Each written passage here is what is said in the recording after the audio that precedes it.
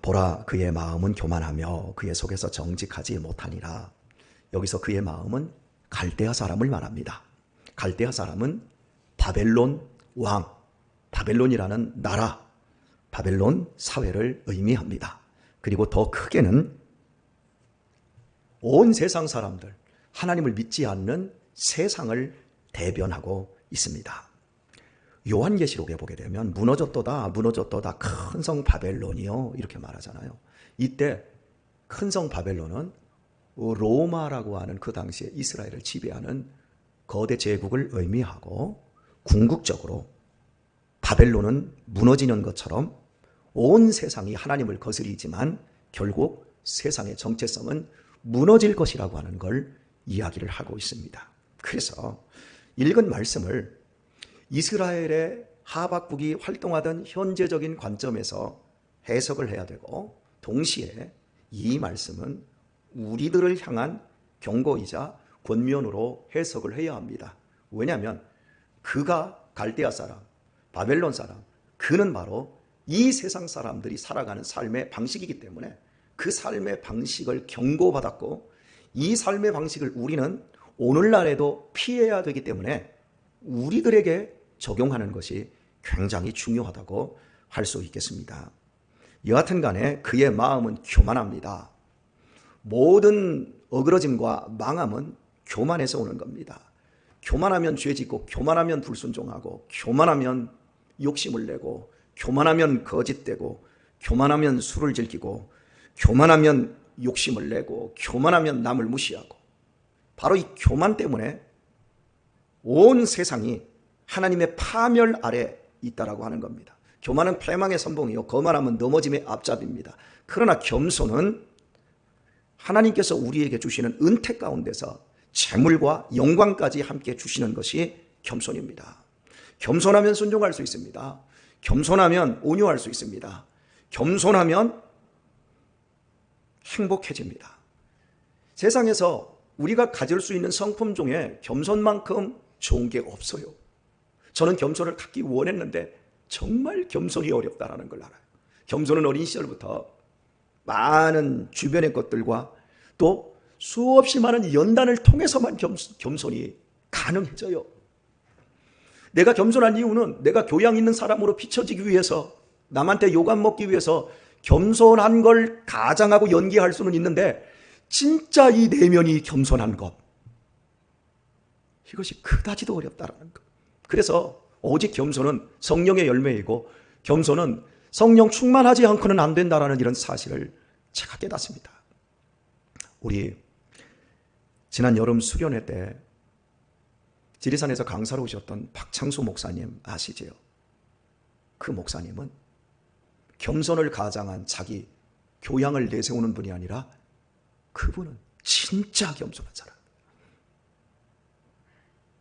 서울대를 나오시고, 그것도 수석으로 들어가서 그런 수재가 자기 친구들, 우리나라 농업연구관, 농림부 이런 곳에 다 고위직을 있는데 이 친구는 지금 장관으로 있을 수 있는 사람이에요. 그런데도 가난한 사람들을 대변하는 신연 공동체를 세우고 돈 받지 않고 강의하러 다니며 자신의 인생을 새빵집에서 살며 일부러 가난한 사람들의 삶을 온몸으로 채우라고 자동차를 갖지 않고 버스 타고 다니고, 저하고 이야기를 하면서 단 한 번도 제 말을 가로막은 적이 없어요. 예를 들면 말하는 걸 보면 우리가 내가 나 오늘 나 참 가슴이 아프네 이렇게 얘기하면 아 그래요? 나도 머리 아픈데 하면서 모두 말을 채가지고 자기께로 돌리는 사람들이 참 대부분이에요. 말을 할 때 보면. 그런데 이분은 그게 없어. 끝까지 경청해줘. 시덥지 않은 얘기까지 다 경청해줘. 참 제가 그분 앞에 서면 내 자신이 참 자꾸 초라해져요. 저분은 가진 게 저렇게 많고 어마어마한 사람인데도 불구하고 저분이 가진 게 오직 예수 그리스도로 말미암은 성령 충만 속에서 하나님이 약속하고 있는 바벨론이 아닌 거룩한 성 예루살렘아, 하늘에서 내려오는 거룩한 성 예루살렘과 무너져버릴 바벨론이 비교되고 있는데 그런 삶이야말로 결국 하늘에서 내려오는 성령 충만함을 입는 거룩한 성의 모습이 아닐까 싶습니다. 사랑하는 교회 여러분, 우리 조금 더 성령 충만해지도록 하십시다. 그것을 소원하며 그것을 따라가도록 하십시다. 아무리 물질이 많고 아무리 많은 것을 가졌어도 교만하면 끝. 그러나 아무리 못났고 아무리 가진 게 없고 아무리 인생이 절망적이어도 겸손함의 보응은 하나님이 우리에게 주시는 명예와 재물이라는 사실을 기억할 수 있기를 축복합니다. 그런 은혜로운 삶 우리가 쫓아가야 합니다. 교만하기에 정직하지도 못합니다. 그리고 5절로 넘어가서 교만하기 때문에 술을 즐기고요, 괴율합니다. 이 괴율하다라는 건 거짓되다라는 거죠. 이 괴율은 자기에게 거짓되고 다른 사람에게도 거짓됩니다. 그리고요, 교만하면 가만히 있지를 않아요. 여러분, 술 먹은 사람들이 가만히 있던가요? 막 돈에 취해서 돈 버는 사람들이 가만히 있는 사람들 봤습니까? 오늘 본문 술을 즐기며 이걸 갖다가요, 다른 성경은요 재물을 즐기며 이렇게 번역해놓은 성경들이 두 군데가 있더라고요. 그러니까 재물이나 술은 사람을 취하게 만들어요. 그리고요, 가만히 있지를 않아요. 뭔가를 더 얻어야 되고 가져야 되고 뭐 이러잖아요. 그리고 그 욕심을 음부처럼 넓히며, 다른 성경은 이 음부를 스올이라고 말합니다. 스올은 성경 원어 그대로거든요. 스올은 지옥을 의미합니다. 죽은 사람들 가운데 영원한 형벌에 떨어진 사람들이 가는 곳 음부. 여러분, 결국 교만하면 우리의 삶은 죽음밖에 안 된다는 거예요. 죽음. 이 사회가 죽어 있어요. 이 사회가 교만하니까 하나님을 배반하고 죽어버린 사회. 이렇게 죽은 사회를 넓히게 되어지고, 또 그는 사망 같아서 촉한 줄을 모르고 촉함이 없어요. 만족이 없어요. 더 가져야 돼요. 끝없이 더 가져야 돼요. 새빵 살 때 전셋집만 있어도 행복하겠다. 집 하나만 있으면 좋겠다. 집 하나 있으면 아이고, 집 두 채 가지고 상가 가지고 새 받아먹는 사람은 참 좋겠다. 두 채 가지면 야, 이거 가지고 네 채 가질 방법은 없을까? 결국 끝없는 욕심이 하나님으로부터 화를 자초하는 인생이 되어지는 거죠. 오늘 세상들이 다 그러고 살아요. 바벨론이 그냥 된 것이 아니라 다 하나님을 거스림으로 바벨론이 되어버렸어요. 족한 줄을 모르고 자기에게로 만국을 모으며 만민을 모으나, 모든 나라를 다 부숴버리고 모든 사람들을 다 노예로 잡아다가 부려먹는 거예요. 그렇게 해서 더 크게 만들자. 족한 줄을 모르니까. 대체 여러분, 저는 칭기스칸도 그렇고 히틀러도 그렇고, 아니요, 히틀러는 빼놓고 나쁜 사람이라고 하니까, 칭기스칸을 영웅이라고 얘기하고 나폴레옹을 불가능은 없다, 배워야 될 영웅으로 얘기하고, 또한 알렉산더도 영웅으로 전기를 만들어서 가르치고 떠받드는 사람들을 보면 저는 미쳤다고 생각을 해요. 그 사람들 미친 사람들이에요. 왜 남의 나라 쳐들어가가지고 평화롭게 잘 사는 사람들 다 죽여버리고 다 빼앗아가고 나라 크게 넓혔다고 그걸 영웅이라고 합니까? 미친 사람들이지. 여러분이 그 사람들에게 당했다고 한번 생각해 보세요. 일본이 우리나라 일제시대 때 36년 동안 우리나라 쳐들어와서 우리나라 식민지 만들어 우리나라 다 뺏어갔잖아요. 우리 이빨 갈고 있잖아요. 이 짓을 전 세계를 상대로 했던 사람들을 왜 영웅을 만드냔 말이죠. 그걸 전기라고 가르쳐줘요. 그래서 물어보면 나는 알렉산더를 존경합니다.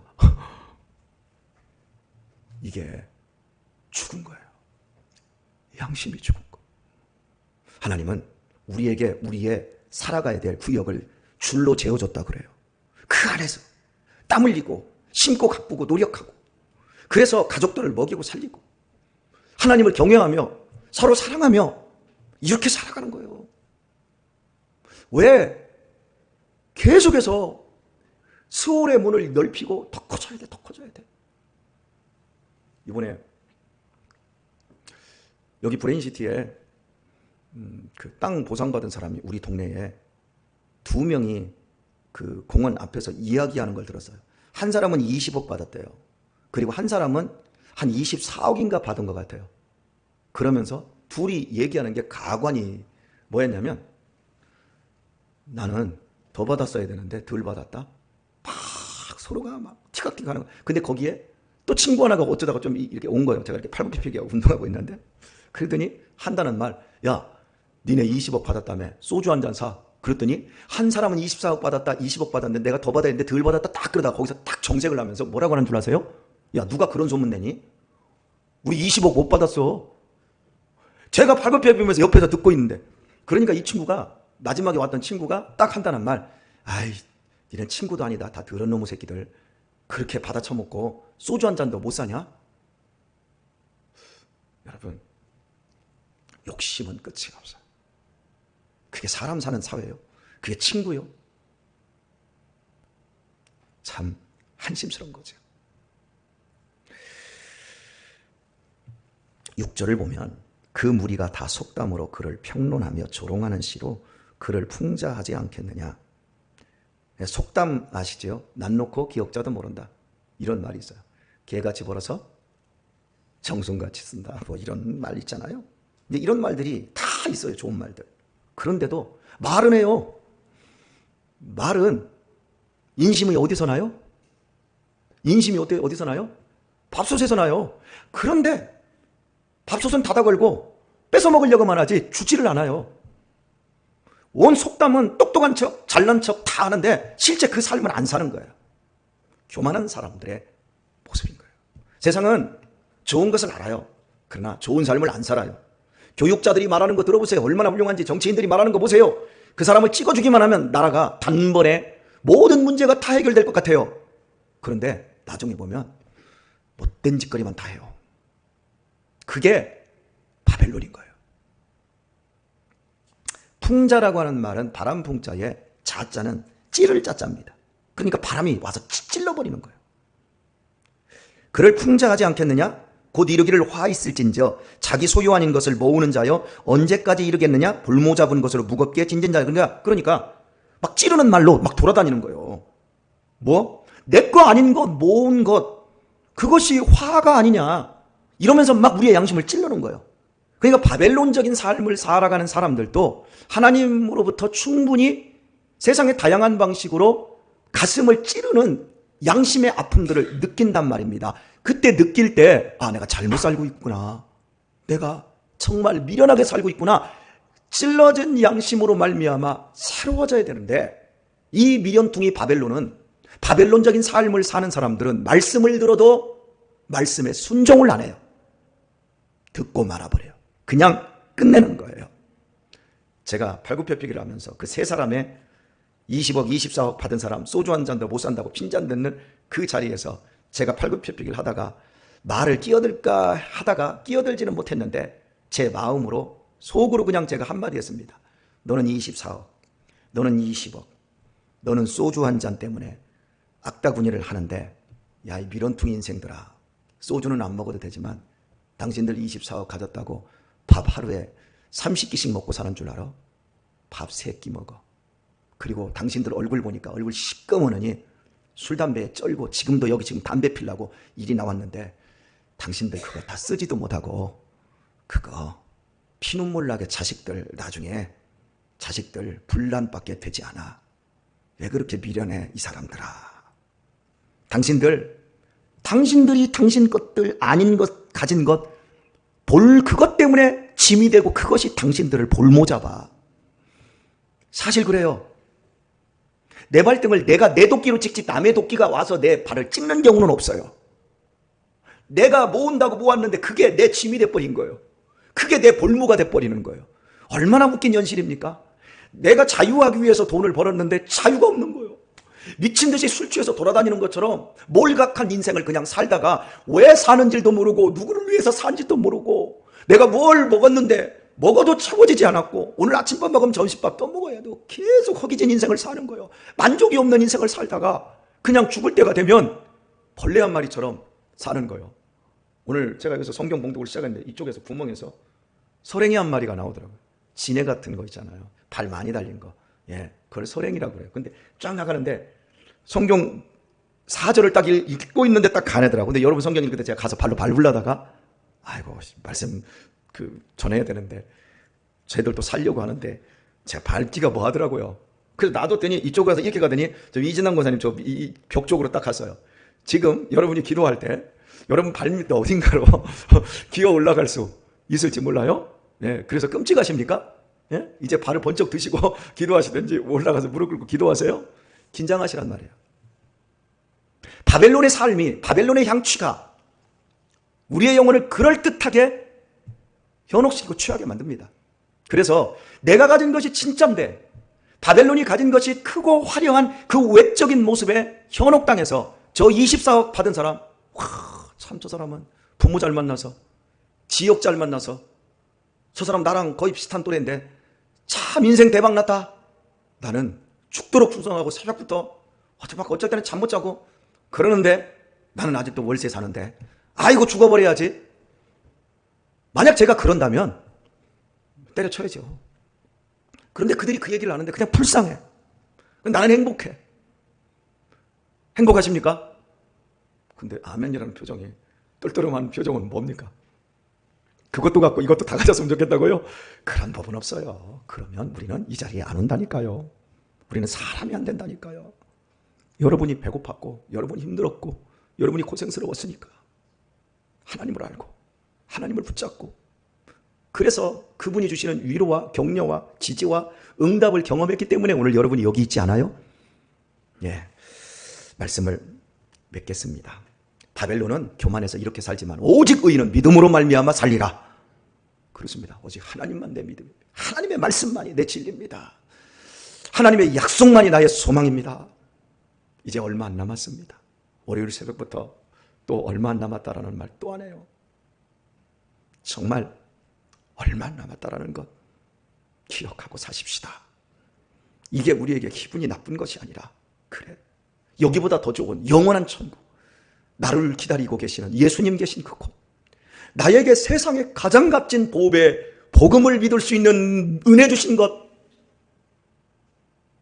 그것 때문에 바벨론에 속임수에 속지 마시고 지금까지 속지 않은 것처럼 비록 피부는 시꺼멓게 흘러가고 주름은 그냥 자글자글해지다가 이제는 막 깊게 왕자가 펴져 가고 머리는 조금씩 휘는가 싶더니 이제는 왕창 다 휘어져 버리고 눈은 침침해지는가 싶더니 처음에 노안이 왔네 뭐 하더니 이제는 노안이고 뭐고 가네, 막 당체 분별력도 하나도 없는 이런 지경이 된다 할지라도 오직 의인은 믿음으로 말미암아 산다라는 걸 기억하시고 그 길에 들어선 여러분을 제가 축복하고 환영하고 박수 쳐드립니다.